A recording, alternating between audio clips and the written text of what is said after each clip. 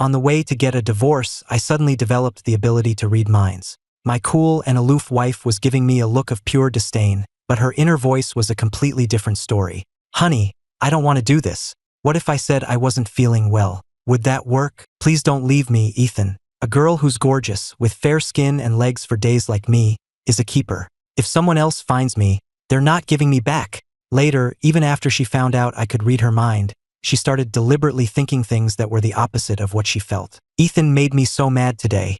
If he would just hold me while we sleep tonight, I'm sure I'd feel better by morning. Ours was a whirlwind marriage. We had agreed to get to know each other and build our relationship after the wedding, but we were both swamped with work, and Chloe's personality was just so reserved. We were less like a married couple and more like roommates. But this sudden contrast today sparked a powerful interest in Chloe for the first time. And most importantly, that inner monologue of hers didn't sound like someone who felt nothing for me. I was just starting to realize there might be a huge misunderstanding between us. Seeing the strange tension in the car, I decided to break the silence.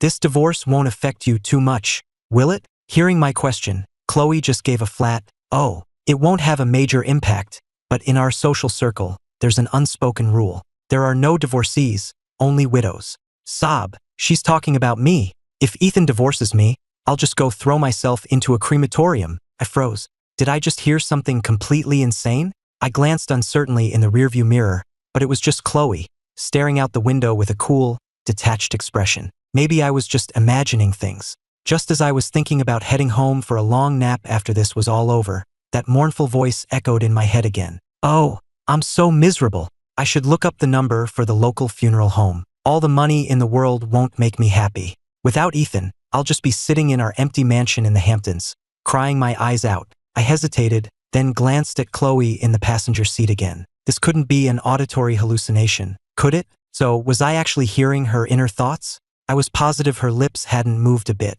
As if sensing my stare, Chloe suddenly turned to meet my eyes, then raised a pale, elegant hand to her forehead. "I'm not feeling very well today. Can we postpone the divorce?"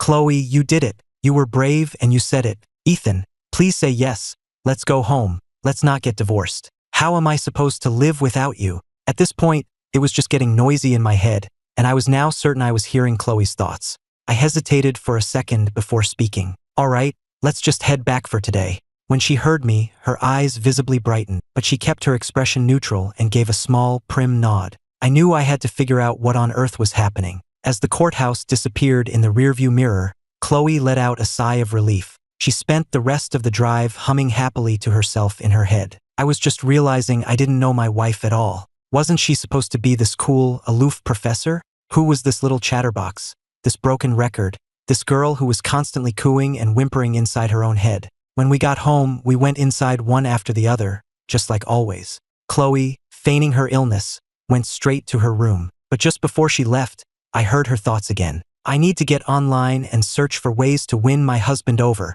Oh right, my lingerie. I need to pick something out. I wonder what he likes. How can I casually walk in front of him wearing it? Ugh, this is so frustrating. Why does Ethan have to like the ice queen type? He just had to fall for a block of ice. Why can't he like me? I'm adorable." Okay, angry for 3 seconds, now back to planning how to win him over. Hee hee. Hearing that, I froze. Wait, who the hell said I like ice queen types? That was a complete fabrication. My feelings were suddenly a complicated mess. My impression of Chloe had always been the unapproachable Columbia professor, exuding that cool, disciplined aura. I never imagined that underneath it all, she was a total softie who just wanted to be coddled. I sighed at the thought. The main question was, what do I do about this divorce? I've never been one to drag things out. I needed to talk to Chloe before we made a final decision, to see what she was really thinking. Just then, a knock came at my bedroom door.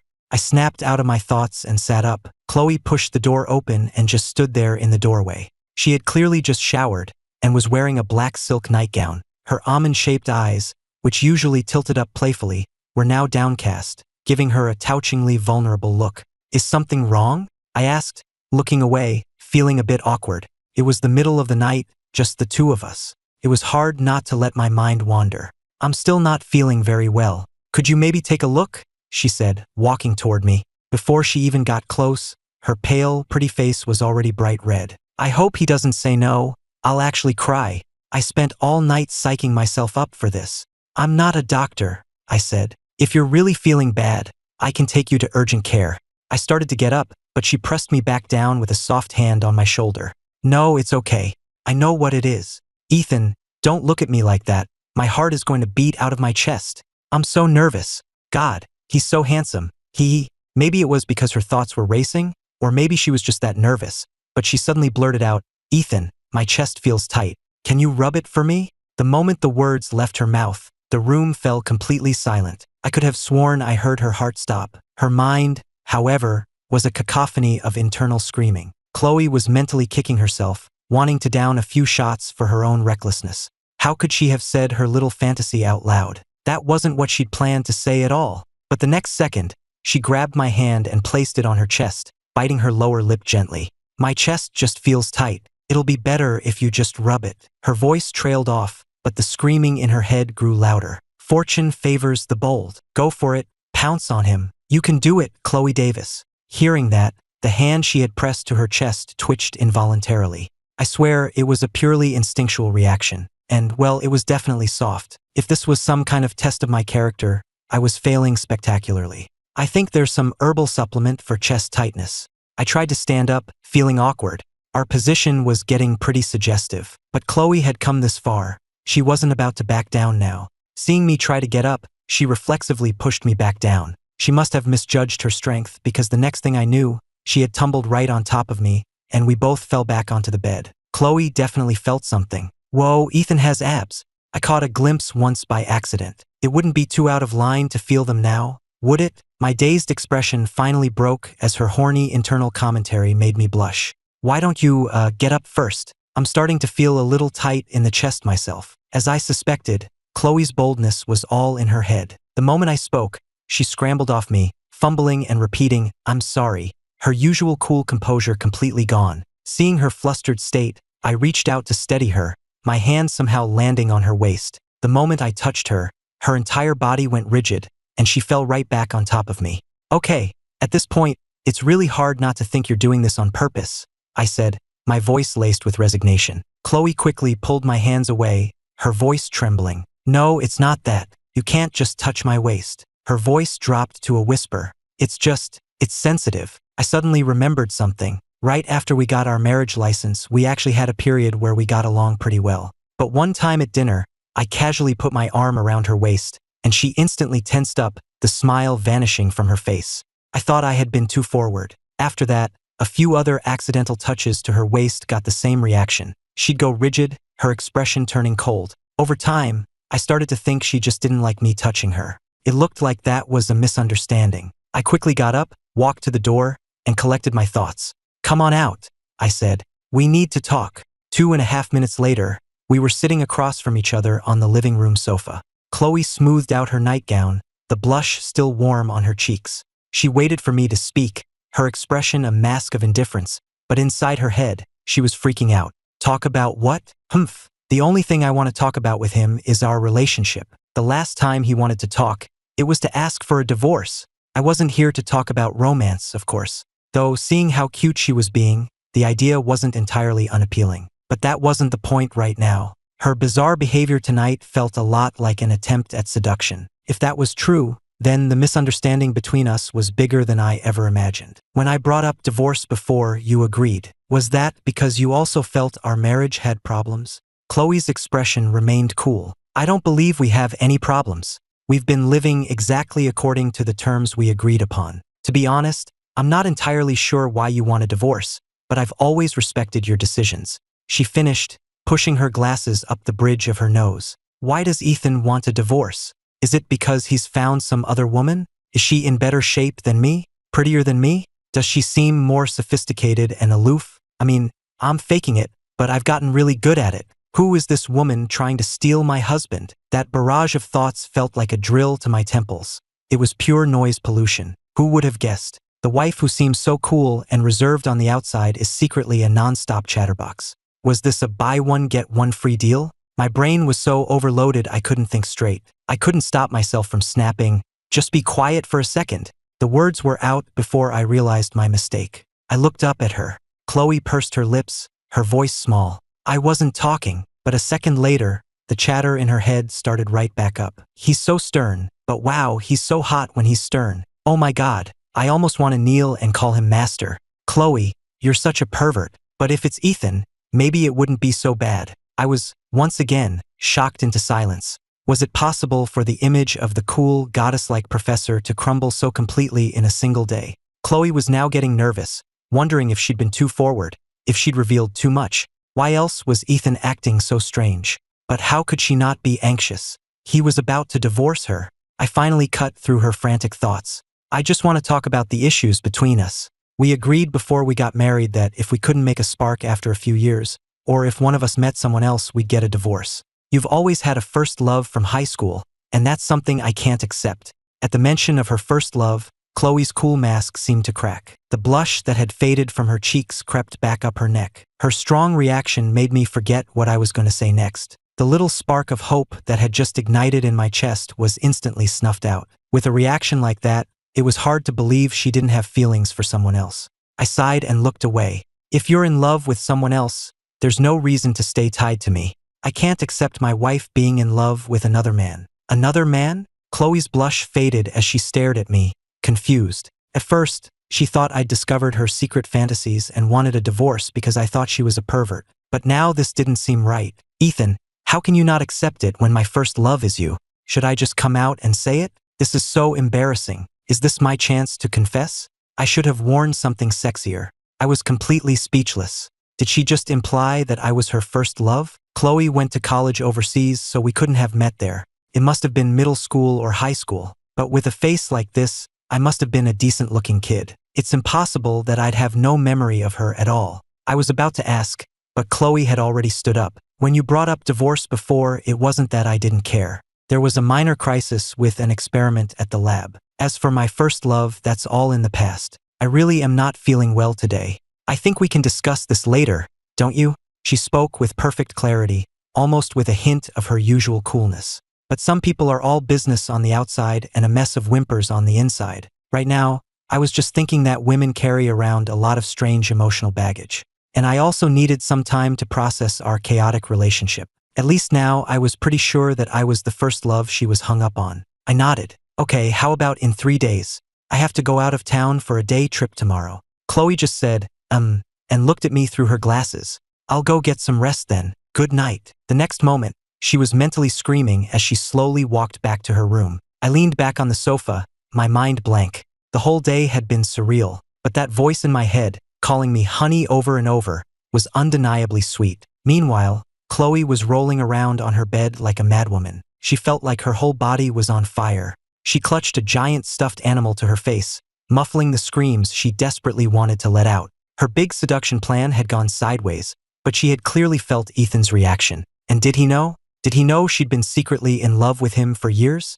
The thought made her bury her face in her hands, blushing. But a moment later, she sensed something wasn't right. She shot up in bed, her beautiful eyes filled with confusion. Wait a minute. If Ethan knew he was the one I was in love with, he wouldn't have said he wanted a divorce because I had someone else in my heart. She frowned. And how did he even know about that in the first place? She had been smitten with him since the first time she saw him, back when she was in 9th grade. He was a freshman in high school back then. Chloe was very young for her grade. She had always been bright, skipping ahead so that she was in 9th grade when most kids her age were in 7th. But being the young kid in class made her an easy target for bullies. One day after school, a few older students had her cornered when Ethan Walker, just passing by, stepped in. He looked pretty intimidating, and the bullies eventually backed off, muttering curses. A few of his friends came over from the end of the alley. Ethan, what's up? Come on, let's go shoot some hoops. Ethan turned and called back, you guys go on ahead. I think I found a lost kid. From that day on, Chloe never forgot the boy named Ethan Walker.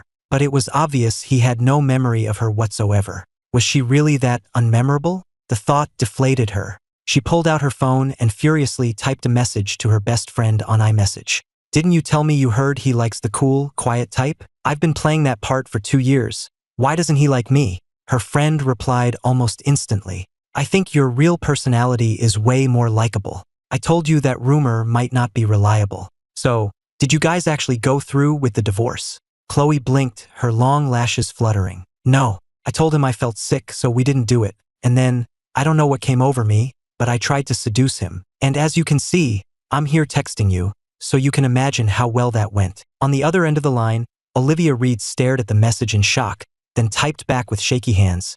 Either he's got a problem, or you weren't sexy enough. There's no other way you could have failed. Olivia meant every word. This was Chloe Davis they were talking about. With her face and that body, if she just smiled, every guy at Columbia would have been tripping over themselves to get her number. But the rumor about Ethan liking the cool, aloof type had come from his frenemy, Sam Miller. It should have been reliable. Chloe lay on her bed, moping. And today he asked if I'd been in love with my first love for a long time. He said he didn't want his wife to be in love with someone else, and that's why he wanted a divorce. But there is no one else. It's always been him. Olivia paused, then replied drily, "This sounds like the plot of a 300-chapter romance novel." But Chloe replied without a second thought, "No way. We agreed to talk properly in 3 days when he gets back from his trip. I've already tried to seduce him. I might as well drop the act." Her voice was low, tinged with sadness. "If he really doesn't like the real me, I can't keep up this charade forever." Meanwhile, I was still basking in my newfound discovery, completely unaware of her turmoil. After sending out a few work emails, I went to my room to get some sleep. I run a graphic novel company. I'd poured everything into the studio in the early days, and it had slowly grown. Because of that, I'd long stopped seeing my colleagues as men or women. They were just my team. The studio had just become stable when my mom introduced me to Chloe. We dated for only 3 months before our whirlwind marriage. After we got married, I had intended to make time for us to get to know each other, but her cold attitude eventually made me give up. I was up early the next day for my trip. To my surprise, Chloe was already up. She came out of the kitchen holding a plate with a sandwich and a glass of milk. She turned at the sound of my footsteps, gave me a slight nod, and the corner of her mouth twitched into the faintest hint of a smile. "Good morning," she said, her voice as even as always. "I made breakfast. Would you like some?" Ethan in a black shirt is so hot. My knees are weak. He looks so dominant. If he put on a pair of gold-rimmed glasses, he'd be the perfect sophisticated bad boy. Oh no, why is he just staring at me without saying anything? I'm falling for him all over again. I couldn't help but smile at that, then quickly composed myself and nodded. "Good morning, thanks for this." He thanked me. He thanked me. He thanked me. Sure enough, the screaming in her head started again, and some of it was getting a little R-rated. Even though I was getting used to it, her fantasies still managed to surprise me. I never would have guessed the seemingly prim and proper young woman had such a wild imagination. Maybe what she'd said in her head before wasn't just a heat-of-the-moment thing. Before I left, I glanced at Chloe, hesitating for a moment before saying goodbye. The woman who was internally sobbing about me leaving simply nodded with a serious expression. "Have a safe trip." But just as I turned to leave, she couldn't help herself. "Wait, your tie is crooked. Quick, ask me to fix it. Ethan, don't make me beg you." I had been about to just pull it off, but hearing her thoughts, I paused. "Sorry, could you fix it for me? I don't want to go back inside." "Sure," Chloe said, her voice a little too cheerful. She cleared her throat and added a more neutral, "Oh, let me get that for you." I realized her acting skills were actually terrible. How had I never noticed before?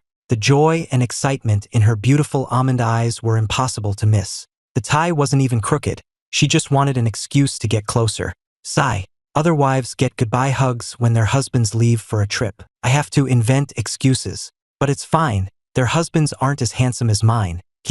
I won't see him for a couple of days. So sad. We were standing so close I could hear her thoughts clearly. But a hug didn't feel right, not when we had been on our way to get a divorce just yesterday. Just then, I caught that familiar, fruity scent of her perfume. My mind flashed to the dream I'd had last night, her slender waist, the sweet way her voice said, "Honey." I could feel my face getting hot, cleared my throat. Her hands lingered on my tie for a second longer before she reluctantly pulled away. "There, all set." I smiled and turned to go, but hearing the frantic train of thought in her head, I stopped. "I'll be back soon." Just as I'd hoped, the internal sobbing stopped, replaced by a chorus of kisses for Ethan. It was cute, but wasn't it exhausting for her, maintaining this huge contrast? For the first time, a business trip felt like a chore. I wanted to be back before I had even left. I was traveling with my good friend, Sam Miller. Over the years, we'd grown from a small studio into a decent-sized company. We'd signed a lot of artists and published several original graphic novels, but we hadn't made much headway into adaptations. When we met up at the airport, Sam looked at me, puzzled by my good mood. "Dude, why are you so happy? You're getting a divorce. And I heard you didn't even go through with it. You're well informed. How'd you know we didn't? Sam just laughed. He couldn't very well admit he was still in touch with Olivia Reed. Could he? They'd broken up ages ago. People would laugh if they knew he still had her number. More importantly, Sam didn't dare admit that he'd accidentally let my preferences slip during a chat with Olivia.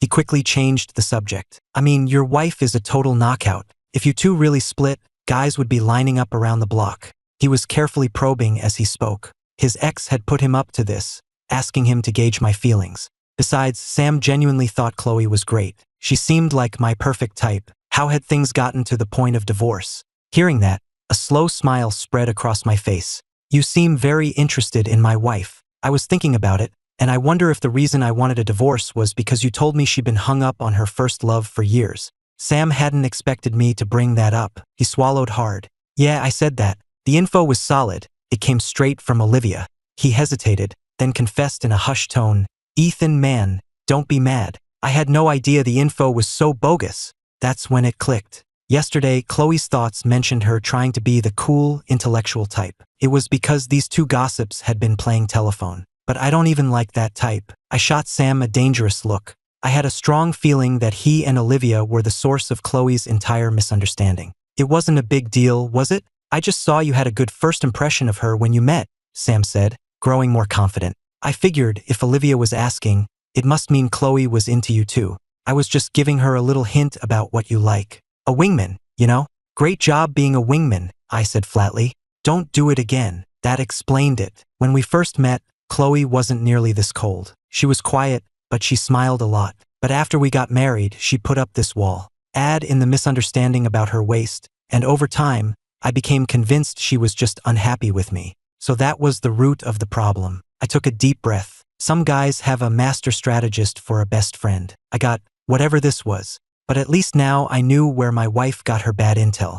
I guess I had both Sam and Olivia to thank for that. The trip didn't go as planned. What was supposed to be a 1 or 2 day affair dragged on for nearly a week. The talk I'd scheduled with Chloe had to be postponed again and again. But things were different this time. In the past, whenever I traveled for work, Chloe would basically go silent. But since I had to postpone our talk, I called to let her know. Chloe was understanding and didn't complain. After that, though, she started sending good morning and good night texts, and would occasionally share little stories about her day at the university.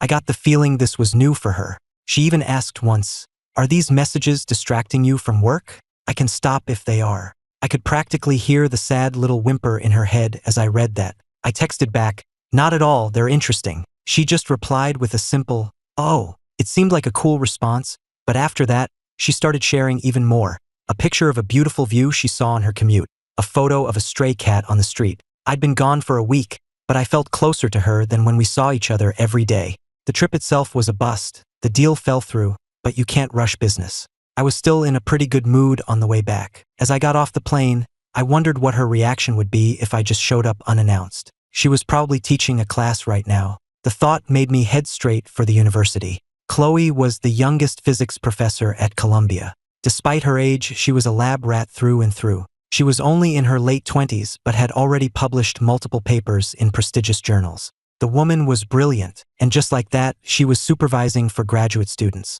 When I got there, I saw her in the lab, her expression stern, facing 4 students who looked to be about her age. "I'm going to say this one last time," she said, her voice sharp. "Either do the work, or if you genuinely feel I'm not capable of advising you, you can apply for a transfer." Her voice was genuinely cold, an icy edge I'd never heard before. She could seem aloof, but her tone had never been this harsh. I watched her through the glass partition and had a sudden thought. Maybe I really did have a thing for the ice queen type. For instance, Chloe right now, in her white lab coat, exuding this incredible, powerful aura. My heart started to beat faster. For some reason, my mind flashed to some anime I'd seen and the phrase, "Ma'am, please step on me." One of the students, a guy named Peter, knew he shouldn't be zoning out, but the man standing in the hallway was hard to miss. He couldn't help but sneak a few glances. But with only a few of them in the lab, his wandering gaze was painfully obvious to Chloe. "Peter, what are you looking at? Is your experimental data out in the hallway?" She turned her head as she spoke, and that's when I witnessed the ultimate transformation. The Ice Queen professor, who had just been mentally reciting a calming mantra to deal with her students, saw me, and a flicker of pure shock crossed her face. She didn't say a word, but her mind erupted into a full-blown party. "Ah, Ethan's back. Is he here to pick me up from work? Was I too harsh just now? Oh no, Ethan, please don't get the wrong idea. I'm not mean, I'm super gentle. It's all this stupid experiment's fault. And these students who won't listen, not counting that brief moment this morning. I haven't seen him in 168 hours, which is 10,080 minutes, or 604,800 seconds. I miss him so much. Her syrupy sweet, Ethan, left me a little dazed, but I couldn't stop a smile from spreading across my face. I was done for. Hook, line, and sinker. I gave Chloe a nod, signaling for her to finish up. She clearly had lost all interest in scolding her students, but she tried not to make it too obvious. She turned back to the 4 students, her expression still tight and serious, but the entire atmosphere around her had shifted. The issues I pointed out today, if they happen again, don't bother coming back. Let's not waste each other's time. With that, she waved them away. The 4 of them let out a collective sigh of relief and immediately looked out the window. They'd all seen it. The moment their professor laid eyes on the man outside, her entire demeanor had changed. I didn't mind them staring. In fact, I was in such a good mood I gave them a nod.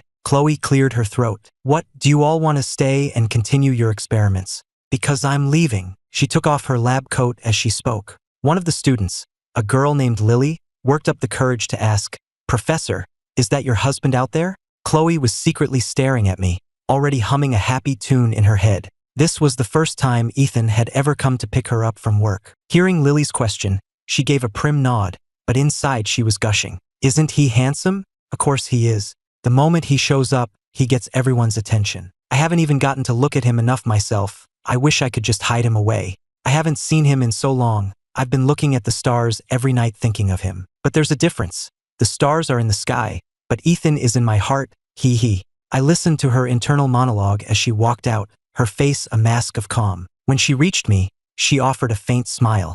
Sorry to keep you waiting. I didn't know you were coming today. The woman in front of me and the noisy voice in my head were 2 completely different people. I sighed internally and reached out, naturally tucking a stray strand of hair behind her ear. It's no problem. I came to take you to dinner. I'm sorry about postponing our talk. I said 3 days, but it ended up being over a week. As I raised my hand to her cheek, Chloe felt her heart skip a beat. All the cute, frantic thoughts in her head came to a screeching halt as her heart started beating erratically. It was true. Someone could completely hijack her heartbeat just by getting close. I'm done for. With just one touch, I think I've fallen in love with him all over again. This is the 998th time I've fallen for him. One more and it'll be 999. When is he finally going to fall for me? This thought felt different from the others. I could hear a genuine sadness in it. Maybe it was time I really got to know her, to understand these feelings she had for me. But the doorway of a university lab was obviously not the place for that conversation. We walked out side by side. We were quiet, but only on the outside. In reality, I was listening to a one-woman comedy show. She was a real talker, and her mind was full of a surprising amount of R-rated material. When I heard her debating whether or not to try and seduce me tonight, I couldn't resist glancing over at her. Professor Davis had beautiful features, but her face was usually an emotionless mask. With her glasses on, walking down the street, she had a powerful presence. She was trying so hard to press her lips together to keep from smiling, and it softened her otherwise stern features. The contrast between that and the fireworks-level celebration happening in her head was so amusing that the exhaustion I'd been feeling completely melted away. Anything you're in the mood for? I asked. Even though she'd been mentally chanting about wanting to take me for Korean barbecue, she just glanced at me and said, What are you in the mood for? Ugh, Chloe, what is wrong with you? That's the same as saying whatever. Ethan, I'm not a whatever kind of girl. I was supposed to be cool and aloof, not difficult. Can I have a do-over? I want to slap myself. Barbecue, barbecue, barbecue. I wonder if wishing for it really hard will work. If you don't have a preference, how about Korean barbecue tonight? That's fine, Chloe said, a hint of excitement slipping into her voice, though she tried to keep her face neutral. We're on the same wavelength. I'm so happy. So happy. I want to kiss him. My own mood lifted even higher. Since she was determined to stick to her Ice Queen persona, I decided to take the lead. So, what did your students do to upset you earlier? The happy humming in her head stopped abruptly. Her voice was a little stiff when she spoke. It was an experiment. I walked them through it step by step. I practically did it for them, but they doubted one of my steps, changed it, and ended up with corrupted data. Doubts are normal, I offered. But they were convinced they were right and refused to even try and verify my method. When she talked about her work, her tone became serious, her brow furrowing. The main problem is, this isn't the first time. I've proven them wrong several times before, but they still insist on doing things their way, refusing to follow my guidance. So she was genuinely frustrated and at a loss. Mentoring students like that was just a form of mutual torture. And Ethan saw me yelling at them. Does he think I'm mean now? I'm not mean at all. I'm really gentle. I wasn't much for academic research myself, but my entire family was in that world, so I could understand her frustration. I looked at her and said earnestly, "You should ask my parents for advice. They've mentored plenty of students." I'm sorry, is this topic boring? My life is so boring. It's just experiments and research projects. And then there's Ethan. Her mood seemed to dip at that thought. She was a boring person. No wonder Ethan didn't like her. I suggested you ask my parents not because the topic is boring, I clarified, but because I'm not in your field. I can't give you any useful advice, but they can. If you're too shy to ask, I can do it for you. At my explanation, her eyes lit up. It was the first time I'd seen someone's face literally light up like that. Her emotions had probably always been this transparent. I just hadn't been willing to spend the time to see them, which is how our misunderstanding grew so deep. We chose a Korean barbecue place in a mall near the campus. The restaurant had private booths, separated by partitions and hanging fabric curtains. They were small, but they offered a private space. When we sat down, the server asked if we wanted them to cook for us. Chloe answered without a second thought, "No, thank you. I'm going to cook for Ethan. The last time I came here with some other professors, they all had someone to cook for them. My husband deserves that too." Her logic was a little strange, but I soon realized I'd given her too much credit, because Chloe had absolutely no idea how to cook on the grill. The moment her pale hand touched the hot grill, she yelped. I immediately grabbed her hand. Does this basically count as holding hands? If Ethan would just kiss it better, I could. Never mind, I can't. Ow, that really hurts. I had been frowning at her hand, but hearing her internal whimpering, I felt a wave of helplessness. Kissing it was definitely not an option. Does it hurt a lot? I asked. Should I ask the server for some ice? Or run out and get some burn cream? It's fine. Chloe, seeing the concern in my eyes, completely forgot her ice queen act. Her voice even started to stammer. I'm okay. It doesn't really hurt that much. She carefully pulled her hand back. It wasn't that she didn't want the contact, but with me staring at her so intently, she felt her resolve weakening. She might be wild in her imagination, but in reality, she was incredibly shy. In the end, I just pressed the service button and asked for some burn cream. Chloe took it and quickly applied it herself. When the server asked again if we needed help with the cooking, she didn't dare say a word. Her plan to cook for me had ended in embarrassment. I waved the server off, picked up the tongs, and expertly started grilling the meat. Chloe's eyes went wide as she watched me place a perfectly cooked piece of meat in her bowl. Ethan cooked this for me. I almost don't want to eat it. Go on, eat, I said. I'll handle this. I worked at a barbecue joint for a month in college when I was broke. Hearing that, Chloe asked without thinking, was that when my parents were trying to get you to switch your major to academia? She remembered seeing some really downbeat posts on his Facebook during the second semester of his freshman year. She'd seen a friend comment, telling him to just go home and apologize. Later, through his back-and-forth comments with friends, Chloe pieced together that his family had cut him off financially for choosing to major in finance. I, on the other hand, was surprised. That had happened my freshman year, and it hadn't lasted long. My older sister felt bad for me and secretly slipped me cash, so very few people even knew about it. So how did she know? Chloe started to panic. She had let her guard down and spoken without thinking. She was about to say she'd heard it from Sam, but when she met my gaze, she hesitated. I followed you on social media back then, but I was only a freshman then. Seeing that she was finally opening up about the past, I saw my chance. I kept my tone gentle. How old were you? You must have been in high school, right? Chloe's face flushed. The spot on her hand where she'd been burned seemed to be radiating heat, even though she'd already put cream on it. Maybe it wasn't her hand that was burning, but her entire being. She had always been decisive, quick to solve any problem, but when it came to the equation of love, she always hesitated. She didn't want to play the part of the Ice Queen forever. She wanted Ethan to know the real her. I could sense her fear, so I didn't press her. I was still stunned.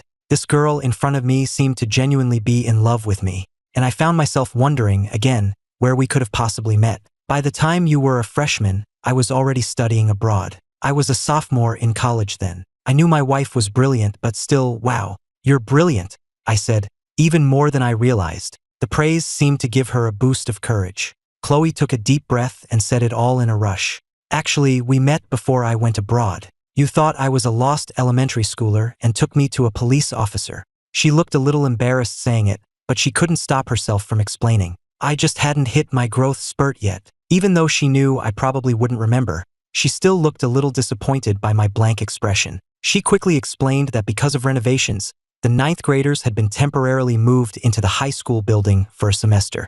I did remember that, but looking at the sophisticated, confident woman in front of me, I couldn't fathom how I could have mistaken her 9th grade self for an elementary schooler. She must have been tiny. As if reading my mind, Chloe's face turned red as she explained, I had skipped a few grades, and I really hadn't hit puberty yet. I couldn't help but laugh. Well, you must have been a very cute elementary schooler.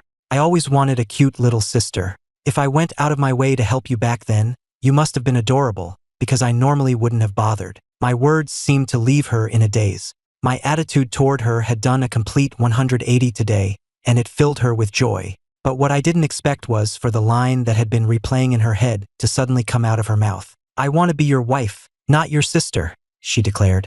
It was very direct. I had only been speaking metaphorically. I didn't actually want another sister. But seeing her sitting there, face flushed with embarrassment, I thought this was actually great. It seemed she was finally letting her guard down. I decided to press my advantage. So, what's this about a first love? But Chloe was still mortified by her own outburst. Maybe because she thought we were getting divorced anyway. She had a what the hell attitude. It was like she couldn't hold back her true feelings anymore. It had felt liberating to say it, but now, meeting my gaze, she was cringing. Thankfully, I didn't press her on that particular comment. The thought made her break into an uncontrollable smile. Hee. Ethan is so gentle. Hearing that, I had to look down to hide my own smile, afraid I'd laugh at the sheer contrast. After a round of internal gushing, Chloe finally spoke up. Actually, the first love thing is kind of a misunderstanding, but not entirely. If I had to name one, it would only be you. Now that the words were out, Chloe wasn't about to retreat. I went abroad when I was very young,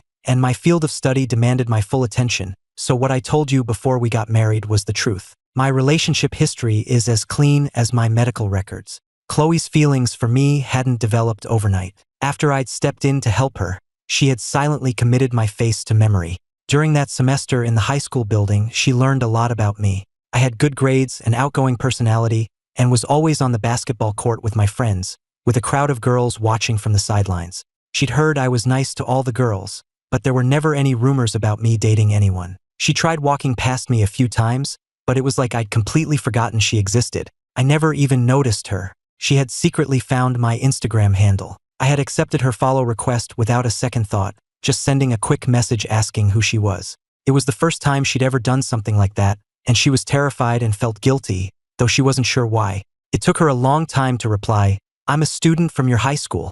Unfortunately, that message went unanswered. I never replied. And just like that, she finished, I've been following you on social media ever since. Chloe glanced at me nervously, afraid she'd see disapproval or disgust on my face. But all I felt was astonishment. I never would have guessed we'd met so long ago. I used to share a lot of my life on my social media accounts. I had a lot of followers, including plenty of underclassmen, especially girls, so I usually just accepted requests without thinking much of it. I looked at Chloe, who was watching me so cautiously.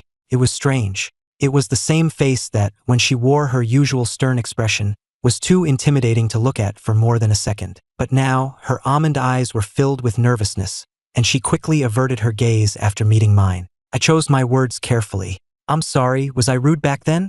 I got a lot of requests every day, so I usually didn't reply unless it was important. I couldn't keep up. Hearing that, Chloe let out a huge sigh of relief in her head. As long as he doesn't think I'm a creep. Hearing her thought, a smile returned to my face. I was actually starting to get used to this split personality of hers. It was kind of refreshing. I brought up divorce because I thought you were in love with someone else, and I didn't want to stand in your way. But now that I know it was a misunderstanding, would you be willing to give us another try? I said suddenly, looking at her with a new seriousness. We've been married for 2 years. We agreed to see how things went, but because of my work, I feel like I've completely neglected you. I'm sorry for that. If you're willing, I'd like to try again. I had been attracted to Chloe from the start, we just never had a chance to really connect. Besides Chloe, I hadn't really connected with any other women in years.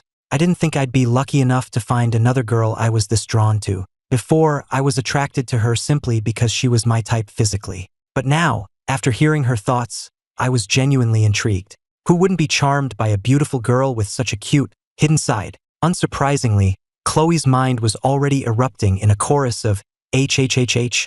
It was loud, but I could feel her pure joy. This girl really was in love with me. Even so, she managed to suppress her excitement and said with forced nonchalance, "Okay, let's give it a try." So how do we try? Do we start dating like a normal couple? Or if that's too fast, we can just start as friends. Not too fast at all. I wouldn't even think it was too fast if we slept together first and figured out the rest later. Is this what it feels like when things finally turn around? I'm going to date my husband. Wait, that sounds weird. But it doesn't matter. I'm so happy. Listening to her joyful thoughts while looking at her prim little face, I couldn't resist adding, actually, the information you got from Olivia about my preferences was a little off. I only said that as an excuse to turn people down. I'm not actually into the cool, intellectual type. Hearing this, Chloe's eyes went wide. He knew. He knew about her secret investigation. All those years of pretending to be an ice queen had been for nothing. Her voice trembled as she asked, "Then, what type do you like?" I smiled at her reaction. I was never really sure before, but lately, I think I'm starting to figure it out. Why don't you just try being yourself? We're married, after all. We're supposed to spend the rest of our lives together. He knows everything. He knows I was faking it. Oh, he knows. He knows it all. I've been the clown this whole time. But wow, my husband is so smart. The car ride home was quiet, but not entirely silent. The smile never left my face. Being with Chloe was a perfect cure for exhaustion. I couldn't wait to see what she was really like when she finally let her true personality show. When we got home, we were about to head to our separate rooms when Chloe suddenly stopped me. She spoke softly but earnestly. I'm not entirely faking it. I really am like that in front of my students. I thought that's the kind of woman you liked. But with people I'm close to, I can be a bit much. I was afraid you wouldn't like it. She bit her lip, looking at me nervously. By then, I had already loosened my tie and the top 2 buttons of my shirt. I smiled. "How will you know if you don't try?" She tilted her head, studying the smile on my face for a moment, and then a smile broke out on her own, as if a great weight had been lifted. "All right then," she said. "I'll give it a try." I just hadn't expected her to act on it so quickly. The next morning, I woke up to find breakfast on the table and a sticky note. "I have class today, so I headed to campus early. Heat this up if it gets cold." A second line was clearly added as an afterthought, the handwriting slightly different. It read, "Good morning, Ethan." Seeing my name on the note, I had a feeling that, given what I now knew about her, she had probably wanted to write honey. I smiled at the thought, then finished my breakfast and headed to the office. After our morning meeting, I went back to my office.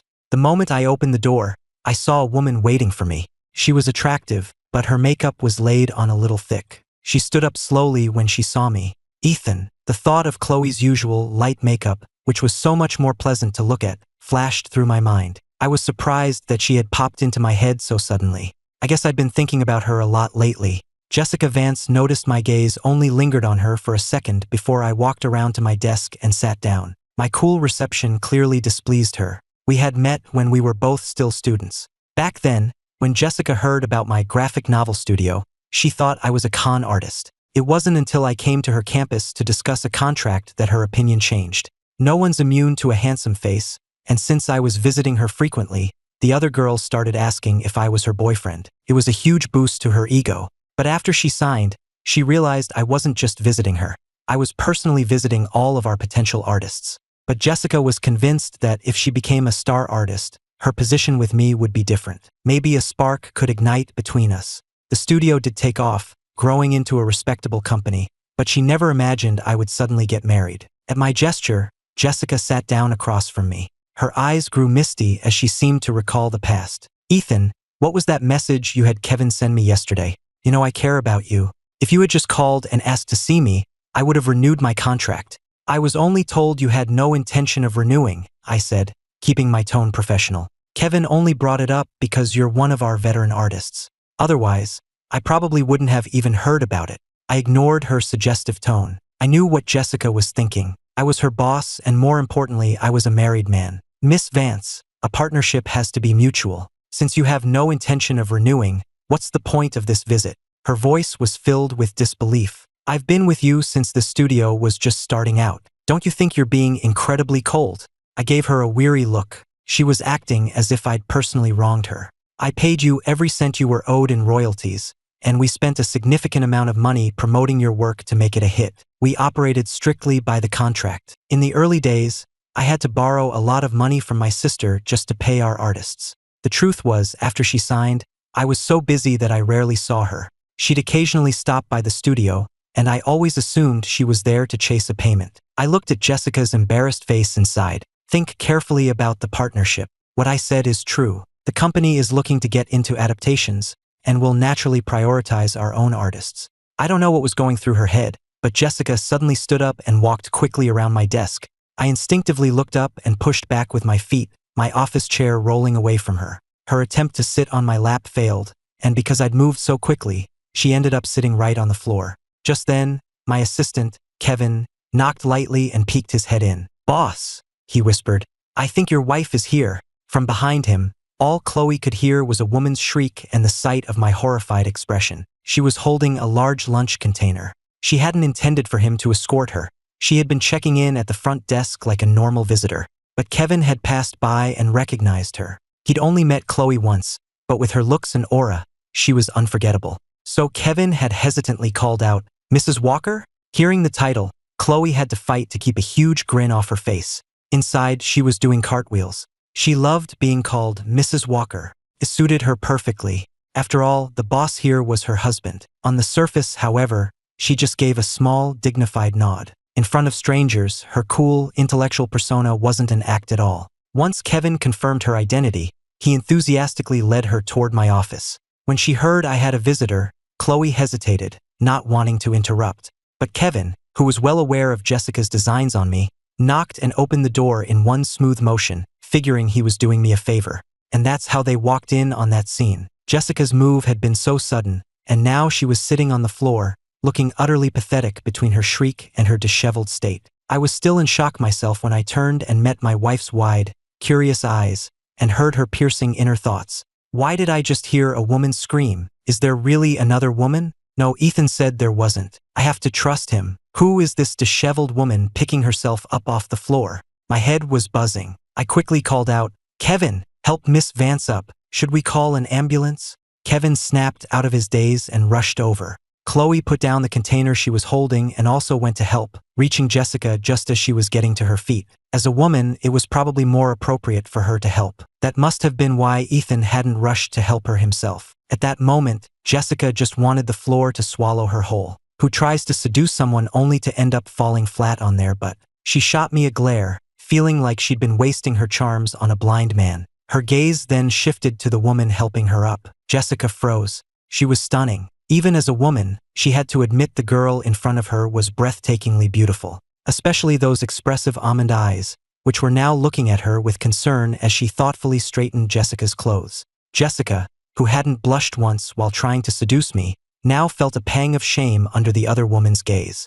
I'm fine. I cleared my throat and spoke up. "Honey, what are you doing here?" What I was really thinking was, see that, this is my wife. With a wife this beautiful, I'm not going to cheat. I hoped Jessica would finally get the message. But my single word, honey, stunned all three of them. He called me honey, for the first time. Husband and wife, it sounds so right. I love him so much today. I love hearing it. I wonder if he'll call me that every day. I'd be the happiest wife in the world. Jessica, however, was completely dumbfounded, the pained grimace from her fall frozen on her face. This was Ethan Walker's wife? No wonder he wasn't interested in her. Chloe was ecstatic on the inside, but her face remained calm as she answered my question. "My class just ended, so I thought I'd see if you were free for lunch. I'm heading to the library near your office in a bit. I just sent you a message." I glanced at my phone on the desk. I'd seen Jessica waiting for me the moment I got out of my meeting and hadn't had a chance to check it. In the end, a dazed-looking Kevin escorted Jessica out of the office.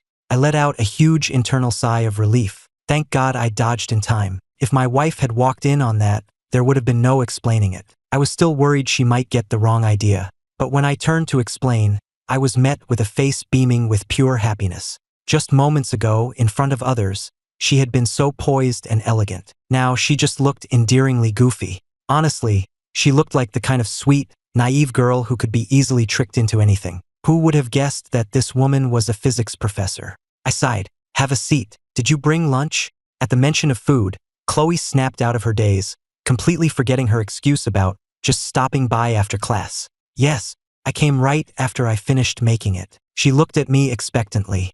I hope you like it. I saw on your old Facebook posts that you like spicy food, but I also remember you have a sensitive stomach, so I made a spicy version and a mild one. I was surprised, but I smiled and thanked her. Seeing how happy she was, I grew curious. Aren't you going to ask what that was all about? You're not jealous? That scene was pretty misleading. To my surprise, Chloe just smiled as she continued to unpack the food. I could tell what was happening. From the look on your face, you wanted to teleport out from behind your desk. How could I misunderstand that? She was just making a scene. I'll always trust Ethan unconditionally. He's not that kind of person. I have excellent judgment. I finally understood why so many guys wanted an understanding girlfriend. The difference between someone with emotional intelligence and someone without it was stark. The reason my old business partner suddenly quit was because his girlfriend at the time was pathologically jealous. A little jealousy can be cute, but she was completely unreasonable. If her boyfriend was in the same room as another woman, even in a crowded public space, she would have a meltdown. But my friend thought it was a sign of her love, so he actually quit, leaving me to deal with the mess. Hearing Chloe's thoughts now, I smiled and said firmly, well, thank you for your trust, but I'm still going to explain. I don't like misunderstandings. Chloe looked at me, her eyes full of sincerity. After I finished, she nodded. I know, Ethan, you can tell a lot from a person's eyes. She smiled and pointed to her own. I can see for myself, and I trust you. To be honest, if that woman had actually touched him, I probably would have been a little upset. Possessiveness is natural when you love someone, but the look of pure terror on Ethan's face, the way he looked like he wanted to run for the hills, was all the reassurance I needed. We don't have much time together as it is. There's no point wasting it on unimportant people and things. We ate lunch right there in my office. Chloe was an excellent cook. It was the first proper meal she had ever made for me. Chloe smiled and explained, I went to study abroad at a young age, so I had to learn to do everything myself. My mother moved back to the States after I turned 18. I suddenly realized that now that we had cleared the air, Chloe wasn't so tense anymore. She actually smiled a lot, and it made her look even younger. The lunch lasted a while, but it was incredibly rewarding. I felt like I was finally getting to know her. After we finished, even though she was mentally whining about not wanting to leave, Chloe cleaned everything up with brisk efficiency. The morning's stressful meetings felt a world away, cured by my secretly sweet and affectionate wife. As I helped her clean up, our hands brushed. Chloe froze, then looked up at me and whispered, I'm getting shy. She said it so bluntly, getting shy just from our hands touching. I was taken aback for a second, then I couldn't help but laugh. Professor Davis, you're kind of adorable. The adorable person in question was now pressing her lips together, trying desperately not to smile. You were just calling me honey? Why the sudden switch to Professor Davises? She mumbled, her face turning an even deeper shade of red. Her voice was barely a whisper, and she sat up ramrod straight, trying to appear composed, but she couldn't meet my eyes. It seemed our talk last night had really opened the floodgates. She fell silent after her comment, but the expectant look on her face was impossible to miss. I thought to myself, you call me honey hundreds of times a day in your head, but you've never said it out loud. I raised an eyebrow. Well, since I've already called you honey, it's only fair you return the favor, right? I watched her fidget with her hands, her teeth worrying her lower lip. She was still blushing, unable to speak. I wasn't in a rush. I turned, opened a drawer, and took out the burn cream I'd bought that morning. Did you put anything on your hand last night? Seeing that I wasn't going to force the issue, Chloe felt a confusing mix of relief and disappointment. She'd said it 1,000 times in her head, but now that he'd asked her to say it out loud, the words wouldn't come. My question about her hand finally broke her out of her trance. I walked over to her with the cream. Her long, pale hands rested on her lap, looking delicate and beautiful against her dark slacks. The red mark from the burn stood out. You need your hands for your work. You have to be more careful. Here, put some of this on. I gently placed the tube of cream in front of her. To my surprise, she just blinked, then, as if summoning all her courage, held her hand out to me. My left hand is a little clumsy. Could you put it on for me? I looked at the hand she was offering and had to resist the urge to remind her that she'd managed just fine on her own last night. But I wasn't that clueless. Chloe was looking up at me with wide, expectant eyes. Ethan's hands are so warm. My own hand feels like it's melting. Actually, it's not just my hand, my whole body is melting. Unsurprisingly, Chloe's mind was off to the races again, but you couldn't tell from her expression. She looked perfectly calm, almost stoic. By the time her thoughts had progressed to a beach trip where I would be applying sunscreen to her entire body, I had finished applying the cream. Luckily, she'd treated it quickly yesterday, but the mark was still visible on her pale skin. I lifted her hand to my lips and blew on it gently. It was just a habitual gesture. The warm air on the cool cream must have felt soothing. For a moment, Chloe seemed to completely freeze. Even the frantic monologue in her head went silent. The sudden quiet was surprising. I looked up at her. Sorry, just a habit. As I let go of her hand, she looked almost disappointed. It's okay, she said. I should get going. Seeing her disappointment, I couldn't help but add, next time, if you just tell me you want to have lunch with me, I think I'd be even happier. The girl who had been looking so dejected a moment ago visibly brightened. A wide smile spread across her face, her beautiful eyes curving into crescents. Her ice queen facade had completely shattered. It was so endearing it made me want to reach out and pinch her cheek. I rubbed my fingers together at my side, resisting the urge. I'd better not. She probably wouldn't be able to drive straight if I did, with her mind going a mile a minute. I'll walk you out, I said.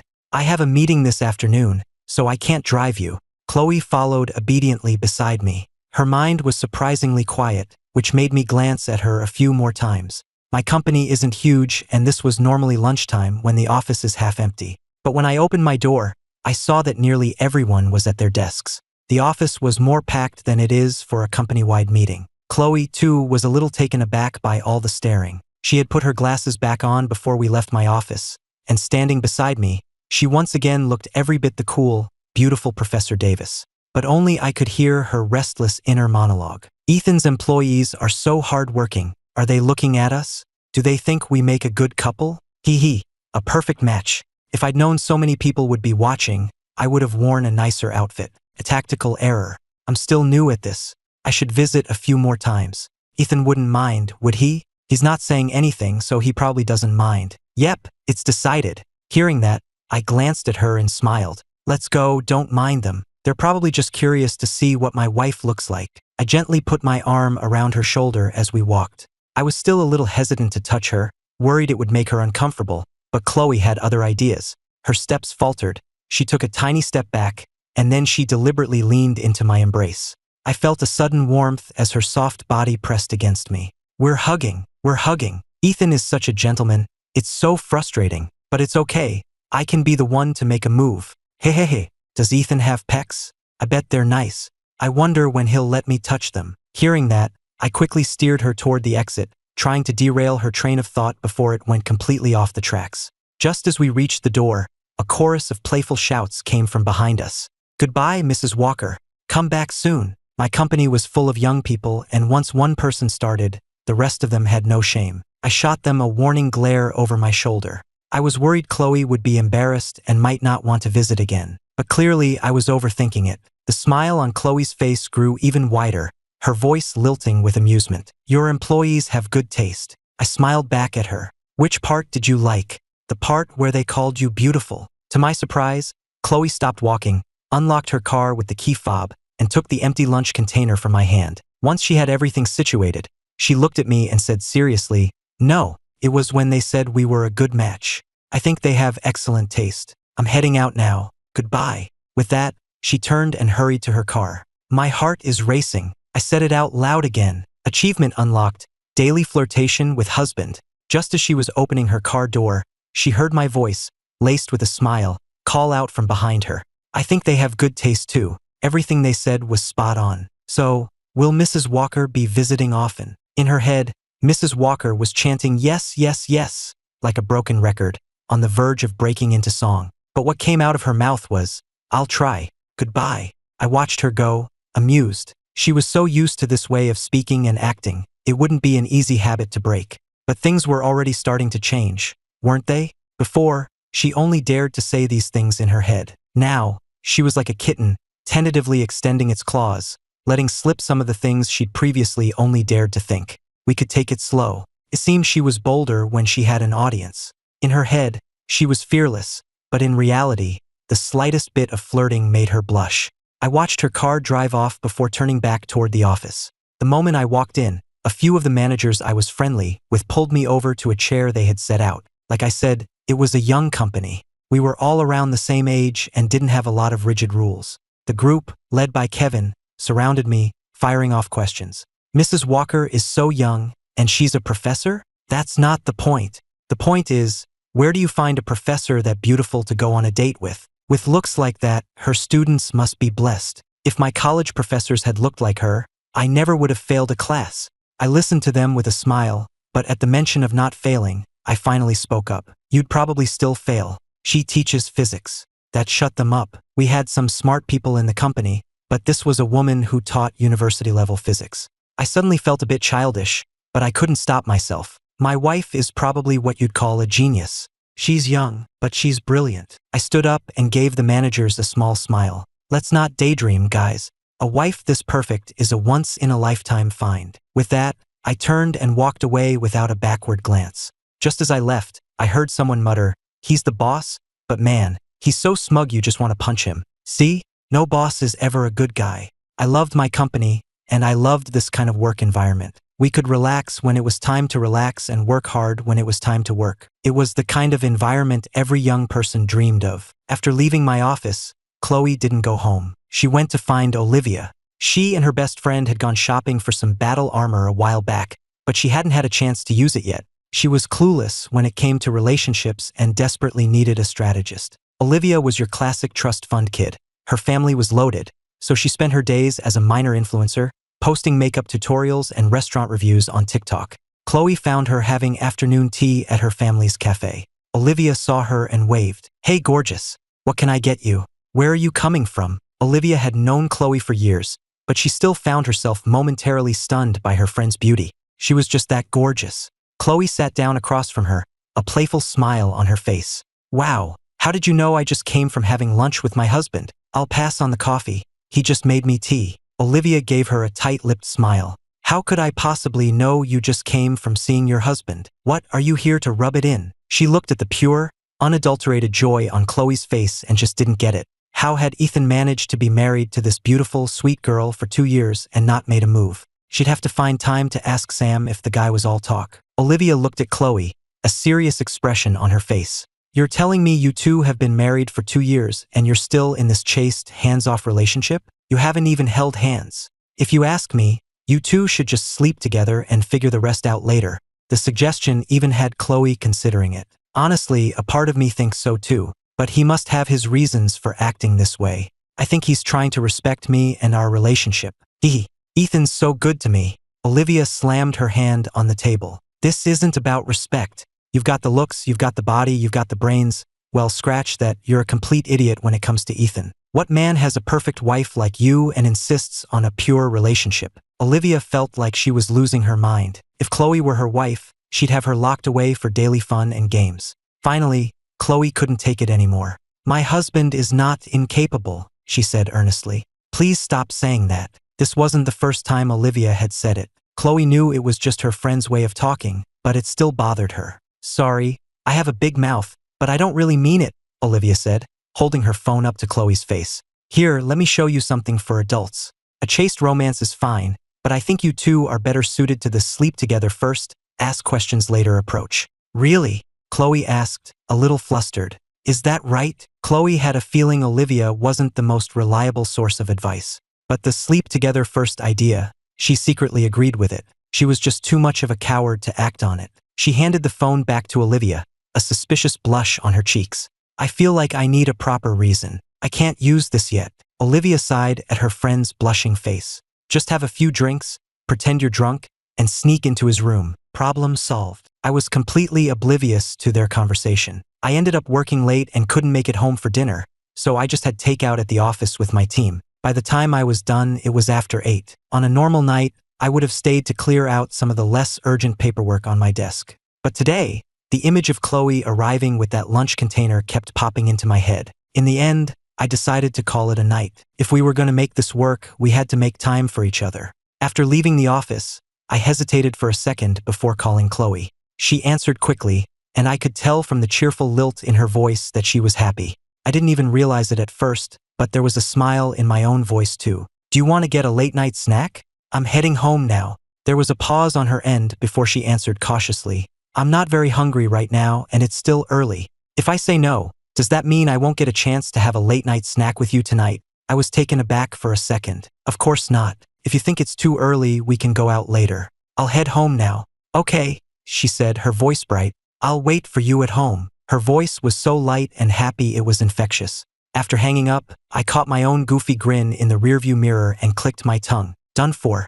Hook, line, and sinker again. Look at you, acting like you've never been flirted with before. I guess even this tentative, getting to know you phase was enjoyable with a girl I was so drawn to. It was just a shame we'd wasted 2 years. But it wasn't too late. When I got home and opened the door, the figure on the sofa shot up and greeted me with a sweet smile. You're back. I took in what she was wearing and froze for a second. Usually, when we were home, we kept to our separate rooms or studies.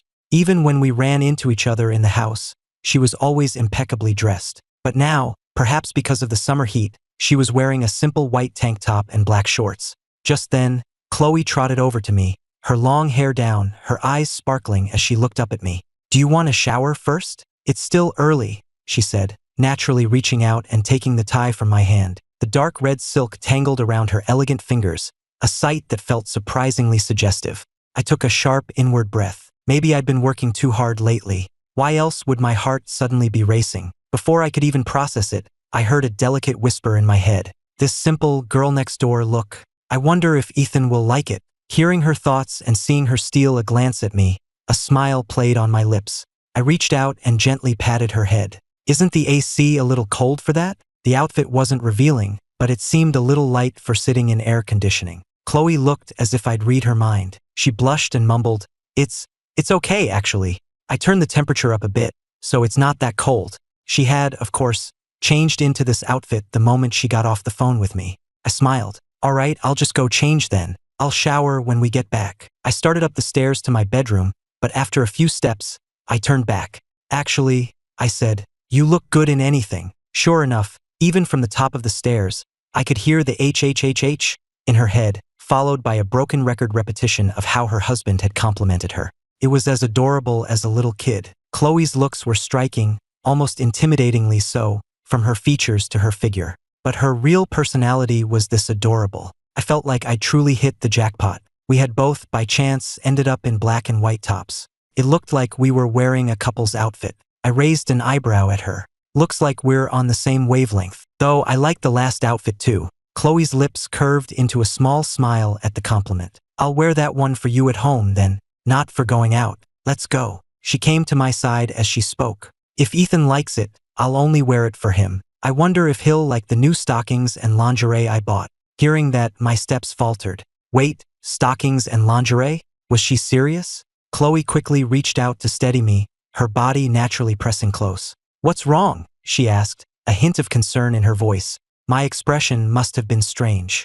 I shook my head. Nothing. What are you in the mood for?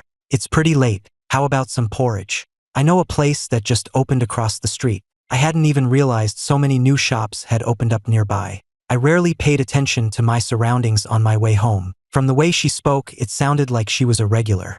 Do you go out for late-night snacks often? Sometimes. If I get back from the lab late, or if I get hungry while reading at night. That reminded me. When we first moved in together, she used to knock on my door and ask if I wanted a late-night snack. I was usually still working and didn't have a habit of eating late, so I always declined. I don't remember the expression on her face. I probably didn't even look up from my work. So after I rejected her, she just went out to eat by herself? The thought made me look at her again, more closely this time. Her profile was clean and simple, her skin flawless even without makeup. The corners of her mouth were turned up in a slight smile as she told me about all the best places to eat in the neighborhood. Maybe because I hadn't responded, she turned to look at me, her eyes meeting my steady gaze.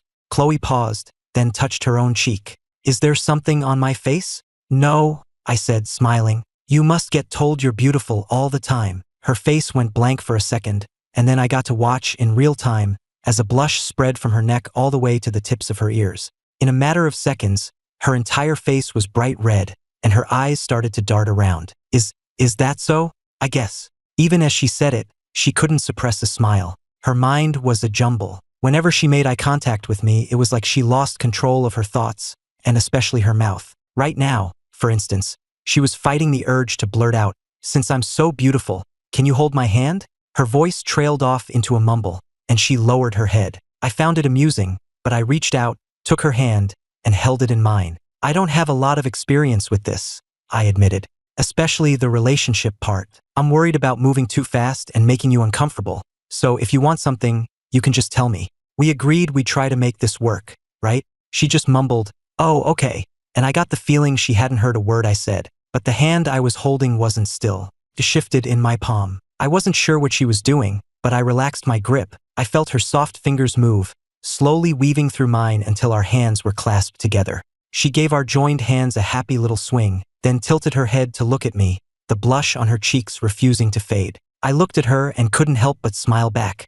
We had just walked into the porridge shop and sat down when she announced, "Since you said I can say whatever I want, I'm going to say it." I nodded, unprepared. "Okay, go ahead. I'm listening." She took a deep breath, looked me straight in the eye, and declared, "Our parents want us to give them a grandchild soon." I stared at her, dumbfounded. I had told her to be direct, but I didn't mean that direct. Her opening line was about having a baby. I felt a little helpless, but I wasn't repulsed by the idea. It even made me think that maybe I shouldn't be approaching our relationship with the same logic I used for business deals. Compared to her honesty, I felt like I wasn't being open enough. Chloe looked at me, a little taken aback. "Was that too direct?"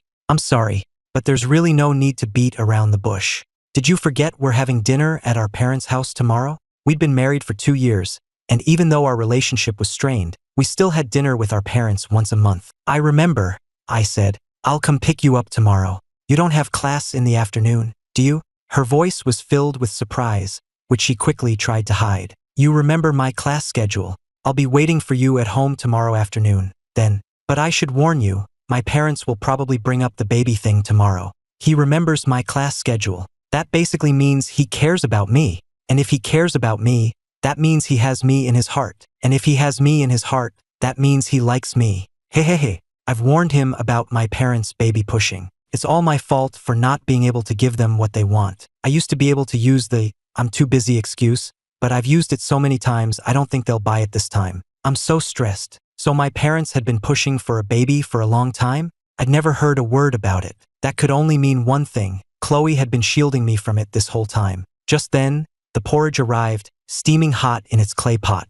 Looking at her simple, pale face through the rising steam, I thought about how this seemingly naive girl, who was a mess of whimpers on the inside, was also surprisingly resilient, secretly loving me, pretending to be someone she thought I'd like day after day, and shielding me from my family's pressure.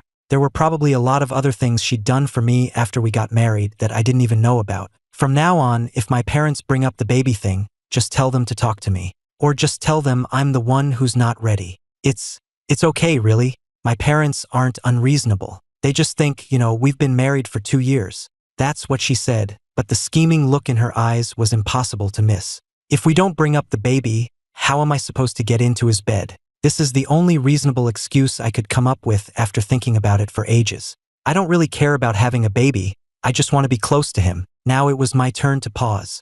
The guilt and gloom I'd been feeling moments ago suddenly lifted. I looked up at Chloe, who was staring at me with an expression of pure, undisguised adoration. She probably hadn't expected me to look up so suddenly. She froze for a second, then blushed and quickly looked away. "You mentioned you lived alone when you were studying abroad in your own room. Do you value your personal space?" It was fine. I was still young then, and my mom lived with me for a while. It was only after I got older and more used to living abroad that I got my own place. What does he mean by asking me that? Oh, I'm probably overthinking it. I do value my personal space, but I'm too scared to say it. But just imagine if I say that there's a 1% chance he might invite me to move into his room. It's dark out. A girl can dream, right? Hey, Ethan's being so gentle tonight. It's making me bold.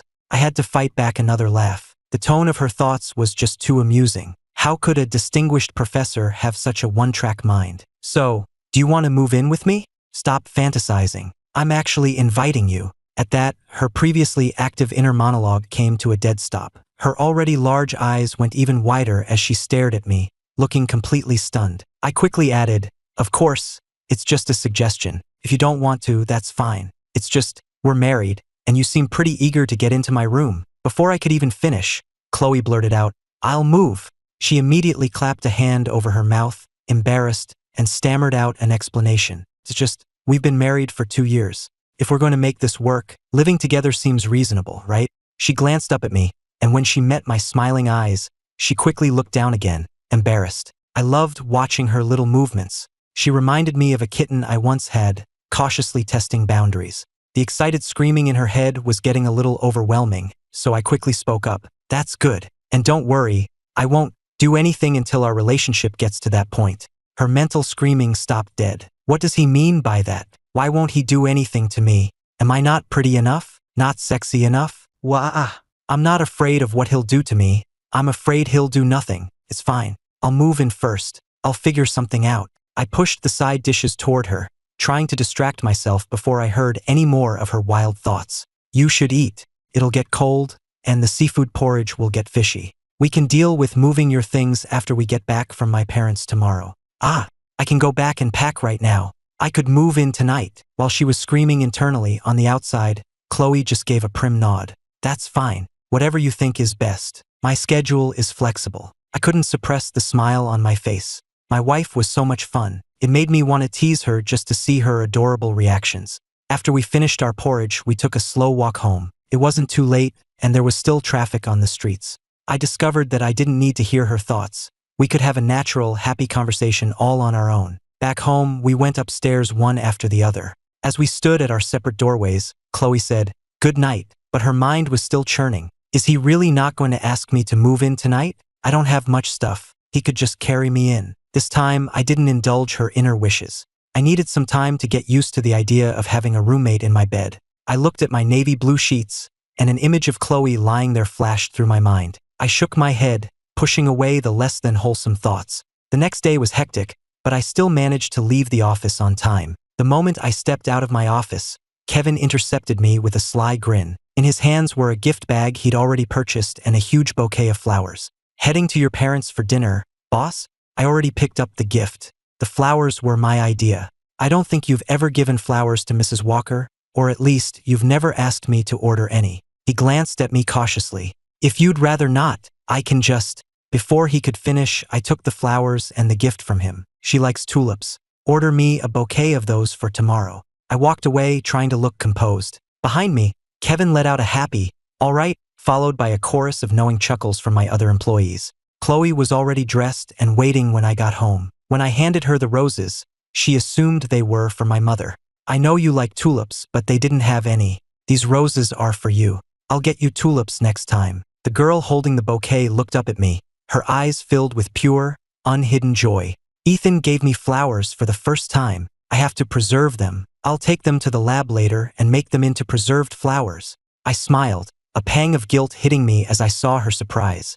"If you like them, I'll send you flowers every day." "Oh no, that's too wasteful. But could you send them once a week? Getting flowers from you would make me happy for a whole week. Maybe even longer." She wasn't being coy at all. She looked at me with such hopeful eyes as she made the request. Her sudden directness caught me completely off guard. Her smile struck me right in the chest, sending my heart into a frantic rhythm. "Okay," I promised. "Next time, I'll pick them out myself." "That would be amazing. I'll be happy for a long, long time." She buried her face in the fiery red roses. My heart was pounding, just like it did the very first time I saw her. I was starting to understand what she meant about falling in love with the same person over and over again. It was real. I looked at Chloe's face, even more delicate than the flowers, and touched the bridge of my nose with a smile. "So, is the happy Professor Davis ready to go home with me now?" Chloe felt she was a lost cause. Plenty of people called her Professor Davis. But when it came from Ethan's lips, it sounded intimate, almost like a caress. It transformed a simple title into something special. She hugged the flowers tighter, murmured, "Hum," and with a blush on her cheeks, set the bouquet on the table. She gently stroked a petal, her eyes crinkling with a smile. "Such beautiful flowers. Such a gentle husband." This is the 999th time Chloe Davis has fallen in love with him. My dream should come true soon. After the 998th time, this was the most earnest thought I'd ever heard from her. Usually, her mind was a lively, chaotic jumble of disconnected ideas. But whenever she counted the times she'd fallen for me, her thoughts became reverent and sincere. The drive to my parents' house wasn't long, only about 10 minutes. When we arrived, my mom immediately pulled Chloe aside for a private chat, and I was dispatched to the kitchen to help my dad with dinner. My dad asked the usual questions about work and life, then suddenly changed his tone. "So, how are things between you and Chloe?" "They're fine." "Why?" My dad's brow furrowed slightly. "Are you wearing that Kylan pendant I gave you?" His question felt odd, the subject changed too abrupt. I pulled the Kylan pendant out from under my shirt. "Yeah, I'm wearing it. I only take it off to sleep and shower." Couldn't help but sigh. "You're a professor, Dad. Since when are you so superstitious?" Seeing that I was wearing it, his expression relaxed a bit. He just grunted. "What do you know? Just keep wearing it. It's good for you and Chloe." He paused. "Have you noticed anything different since you started wearing it?" What could be different about a pendant? Was it radioactive? I was about to dismiss it, but then I remembered. The mind reading had started not long after he gave it to me. Could it actually be some kind of magic? I decided to play along, lowering my voice conspiratorially. "Well, lately, I've been feeling a little off. It's like I keep hearing voices." I watched his face carefully as I spoke, but he was already heating a pan on the stove. His expression was unreadable as he just pointed for me to bring him the meat. "Then you should get some rest, and maybe see a doctor." His casual dismissal made me frown. Maybe I was just overthinking it. Did it really have nothing to do with my dad? Couldn't tell. The atmosphere at dinner was great, until my mom asked directly, "Ethan, you're not getting any younger. When are you and Chloe planning on having a baby? Your sister and her husband barely see each other, so I don't push them, but you and Chloe live together. Are you two deliberately avoiding it?" Chloe quickly jumped in. "Mom, Dad, it's not his fault. I've been too busy." "Don't cover for him," my mom said. "I can look up your teaching schedule, you know?" She turned her gaze to me, probably thinking it would be rude to ask about my performance. But with young people's lifestyles these days, staying up all night, it was a valid concern. She paused. "I've booked a full physical for both of you. Go when you have time." "Mom, I was just busy before," I protested. "That was before. What about now?" My mother might be getting older, but her mind was as sharp as ever. "Yeah, what about now? Does Ethan want to make a baby? I'm ready to cooperate whenever." I shot Chloe a knowing look. She was staring back at me with a perfectly innocent expression, looking pure and pristine. "I'm not busy anymore," I said. "Don't rush us. All this pressure isn't helping." "What does he mean by that? Does he really want to?" I'm ready, Ethan. I'm going to go home tonight and break out the stuff Olivia gave me. Hehe, time for cuddles." I quickly put a piece of meat on both her plate and my mom's. "Let's eat. Let's eat." My parents exchanged a look. They could clearly sense that the atmosphere between us was different this time. In the end, they dropped the subject. On the drive home, I kept waiting for her to bring up the massage again, but she never did, not even in her head. So when we got home, I made a point of stretching dramatically and rubbing my own shoulder. That was a clear enough hint, right? Sure enough, Chloe noticed. She watched me, hesitating for a moment before finally speaking. "I learned some massage techniques from the other female professors at work. Do you want me to try? I'm not licensed, but I'm amazing at it. Please let me try, Ethan. Please. I'll be so sad if you don't." "You cook, I massage. I'm the perfect, considerate wife. Just give me a chance to show you." Listening to her internal pleading, I smiled. "All right then, I'm in your hands, Chloe." My words made her eyes go wide. He called me Chloe. It sounds so different when he says it. My whole body is turning to jelly. I watched her face turn a deeper and deeper red as her thoughts grew wilder. Finally, she couldn't take it anymore. I'll come find you in a bit." With that, she practically fled. Watching her stumble awkwardly up the stairs, I felt a pang of regret. She was so shy. Was the massage off now? I shouldn't have teased her. But an hour later, a soft knock came at my door. The girl at the door was wearing a white silk slip. Her long, slender legs immediately caught my eye. Her pale skin was flushed a delicate pink, and her almond eyes, which could be so seductive, now held a look of pure, wide-eyed innocence. "Ethan," she said softly, "I'm here to give you that massage." I turned at the sound of her voice, and for a moment, I forgot to breathe. She was wearing a white silk slip I'd never seen before, the hemline barely grazing the tops of her thighs. Her long, straight legs seemed to glow in the soft lamplight. Fresh from the shower, her skin had a tempting pinkish glow. Those almond eyes, usually so cool and composed, were now shimmering with nervousness as she looked at me with an innocent gaze. My Adam's apple bobbed. I forced my gaze away from her and tried to sound casual. "You said you learned a few things, right? Just try not to burn yourself this time. Ah, Ethan looks so hot just out of the shower. His hair is still dripping, and his collarbones are so sexy. Chloe, get a grip. You're here to conquer him, not the other way around, right? Massage. I'm a professional. Listening to her internal pep talk, I couldn't hide my smile any longer. I patted the space on the bed next to me. Come on over, Professor Davis.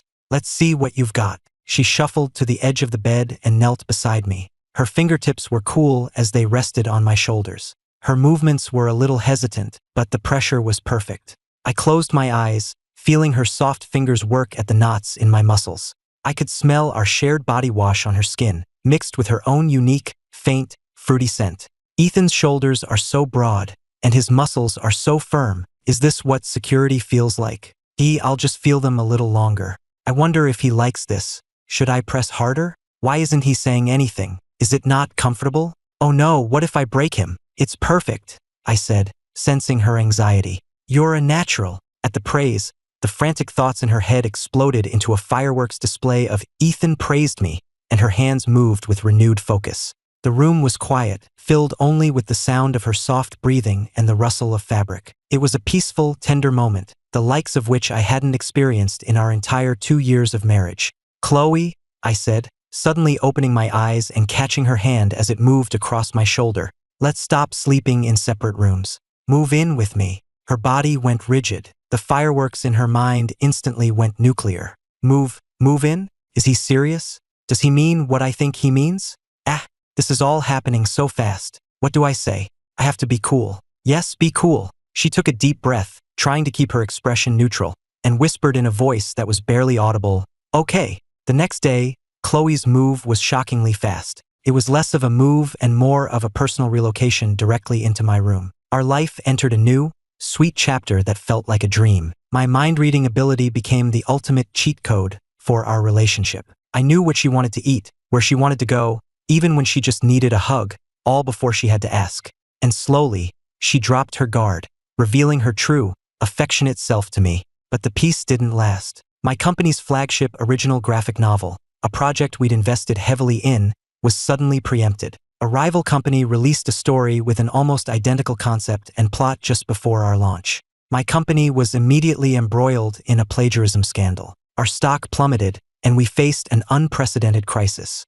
To make matters worse, an anonymous email was sent to all of my senior staff. It contained proof that Chloe had accessed our company's internal network and downloaded core files, alleging she had stolen trade secrets to give a rival research project at her university an edge. The atmosphere in the conference room was glacial. All eyes were on me, their expressions a mixture of suspicion and pity. I just sat there, quietly looking at Chloe beside me, her face ashen. Her lips were pressed into a thin line, but I could hear the desperate, broken cries in her mind. I didn't do it. I swear I didn't. Ethan, you have to believe me. Someone is framing me. Ethan, why are you looking at me like that? Don't you believe me either? In that instant, my heart felt like it was being stabbed with needles.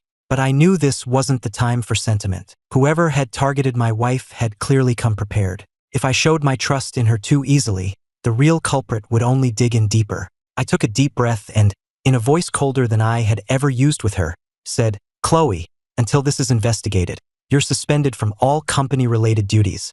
Go home and wait for my call. She snapped her head up to look at me, her beautiful eyes wide with shock and disbelief, which slowly faded into a dead, empty gray. She said nothing. She just stood up and walked out of the conference room. After she left, I immediately had Sam start digging into the rival company, especially anyone who had been in recent contact with them. At the same time, I called Olivia and asked her to go stay with Chloe and to help me find out what she could about one person, Jessica Vance. My gut told me she was involved. Sure enough, that night, as I deliberately kept my distance from Chloe at home, I overheard Jessica's triumphant thoughts as she planned her next move. Everything was going according to plan. For the next few days, I gave Chloe the cold shoulder. The atmosphere in our house was frigid. I listened to the entire progression of her thoughts, from hurt and confusion to utter despair. Every moment was like a knife twisting in my own heart. I knew it was cruel, but it was the only way to make our enemy let their guard down. Finally, on a rainy night, she broke. She didn't cry or scream. She just silently packed a bag, got in her car, and drove away. I tracked her car's GPS and saw she had gone to the old neighborhood where we first met. I followed her immediately. Rain slicked the old alleyways, She was standing under an umbrella, perfectly still, at the entrance to the alley that had changed both our lives. Through the wind and rain, I heard her broken thoughts. This is the place. He was wearing his high school uniform, backlit by the sun, like a hero. He said he thought he'd found a lost kid. Ethan Walker, I've loved you for so many years. Why, in the end, couldn't you give me even a little bit of trust? Was I wrong to pretend to be the person you wanted? My first love, from the very beginning, it was always you. First love, lost kid. The dusty memories came flooding back. I remembered the 9th grade girl, so small for her age because she'd skipped grades, cornered by a few bullies, staring them down with wide, defiant eyes, refusing to cry. It was her. I couldn't hold back any longer.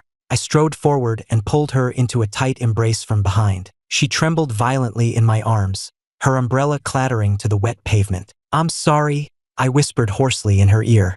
I'm so sorry, Chloe. It's not that I didn't believe you. I was putting on a show for the real enemy. I believe you. From the very beginning, I've only ever believed you. I laid out my entire plan for her, and I told her that I finally remembered. I remembered her, the cute, stubborn, lost kid I had found all those years ago. In my arms, her silent sobs turned into a torrent of tears as she let out all her pain and fear.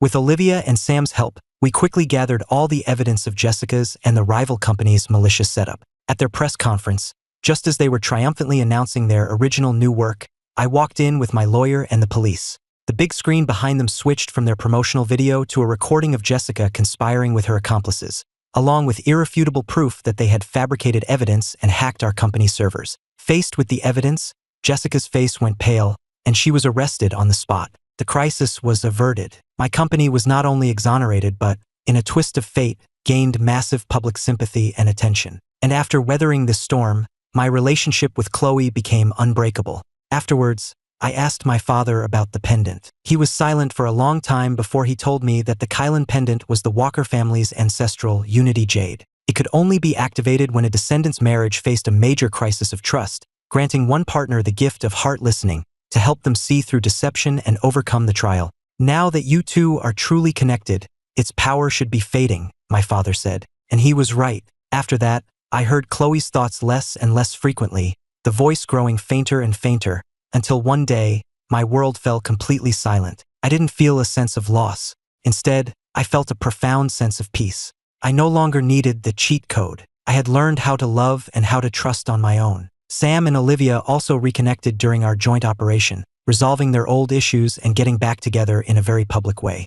A year later, in the delivery room, Chloe was drenched in sweat, her grip on my hand so tight her nails were digging into my skin. She was in too much pain to speak, her face a mask of tears and effort. Seeing her in so much pain was agonizing. All I could do was kiss her forehead again and again, whispering words of encouragement. Just then, in the quiet of my own mind, a faint but crystal clear, tearful voice cried out, "Baby, get out here. If you don't come out soon, I'm going to scratch your dad's handsome face off." Wah, Ethan, I'm never doing this again. But, if you kiss me, maybe I could do just one more. I froze, then leaned down and pressed a deep kiss to her sweat-dampened lips. In a voice only she could hear, I whispered, "Honey, I heard you. Just this one. We're done." Chloe's eyes flew open, her face a picture of pure shock. A second later, a loud, clear cry filled the room as our child was born. Amid the sound of our baby's cries, she looked at me and gave a weak smile, her almond eyes once again shining with a galaxy of brilliant stars.